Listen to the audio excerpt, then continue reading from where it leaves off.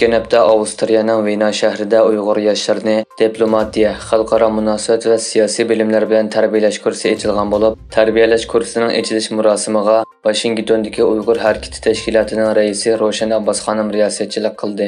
Murosimga Dunyo Uyg'ur qurultiyi raisi Dolqun Aysa, Uyg'ur tadqiqot markazining direktori Abdulhakim Idris, Avstriya Uyg'ur jamiyatining raisi Mavlon Dilshod, Avstriya parlamentining a'zosi Gordon Kugler xonim, Mustaqil parlament a'zosi Marta Besman xonim, Vena yerlik parlament a'zosi Suayib Axpinar, Amerikaning Vena elchixonasi xodimlari, Yaponiya elchixonasining vakillari va Avstriyadagi Turk tashkilotlari federatsiyasi mas'ullari, Avstriya islom tashkilotlari federatsiyasi mas'ullari va boshqa Uyg'urlar masalasiga ko'ngil bo'lguvchilar bo'lib ko'p sonli kishi qatnashdi. Ma'lum bo'lishicha, Angliyadagi donliq ma'rif organlaridan biri bo'lgan Cambridge universitetining Xitoy armiyasi bilan hamkorlashayotganligi oshkorlangan.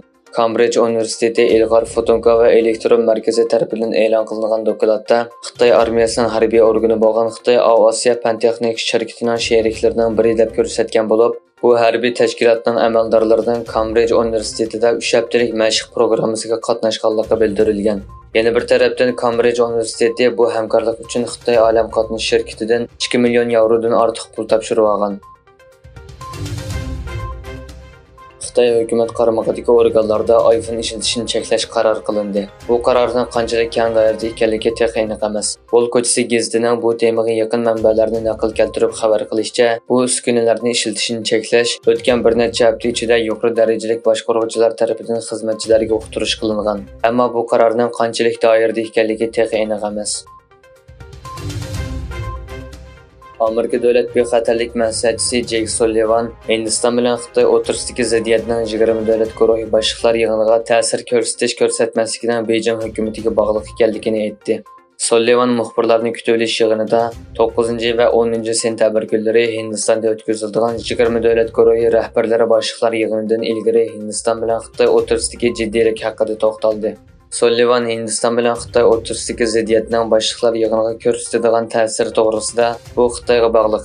Agar Xitoy xolasa orqa kirib buzg'unchilik rol o'ynaydigan tanlashi bor dedi.